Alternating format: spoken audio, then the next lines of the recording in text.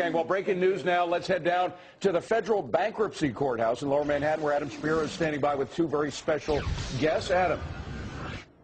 Yes, we have an exclusive interview with Irving Picard, the court-appointed trustee in the Madoff case, along with his representative, his attorney, also from Baker Hostetler, David Sheehan. And we've just come out of the hearing over this fight over net equity between the Madoff victims as well as the trustee. And Mr. Picard, let me start with you. Seems to be, this argument over whether SIPC funds are insurance or an advance on funds that ultimately a trustee would recover. Is that really what's at the heart of this? It seems to be. Although we do not believe that the statute, when you look at it, says that the up to $500,000 in this case is insurance.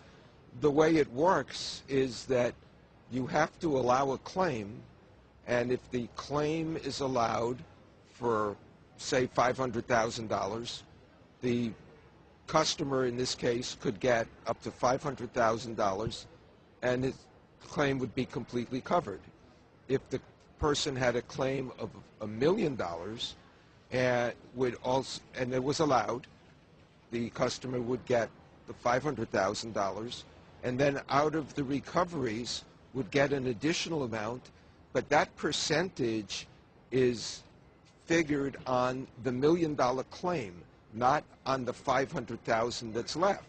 So the SIPC money is an advance to the customer so that the customer can have money and not have to wait until we're in a position to make a distribution. But brokers often say, and I've had my own broker say this to me, you're covered, you've got SIPC insurance. So you're under the perception of insurance like with house insurance. If the house burns down and you have a replacement value, they rebuild the house. That's not what SIPC is. That's correct.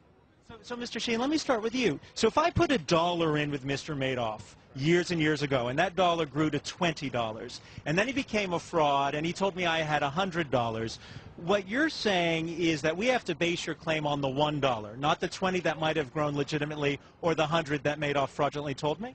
No, it would be the 20. We would give credit for the legitimate increase if he made actual investments and the profit was achieved to $20. The $80 difference between 20 and 100 would be disallowed because that was all fictitious profits.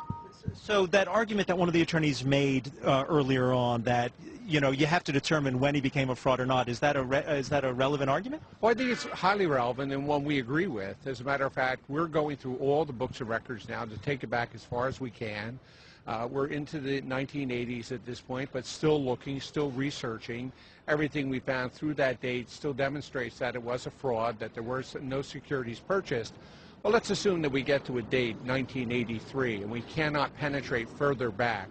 We will, as my adversary said today, give credit for that amount at 1983 because we have no reason to question it. So we will make the assumption that the trading was accurate and that the profits were fairly made, and they will get paid that amount.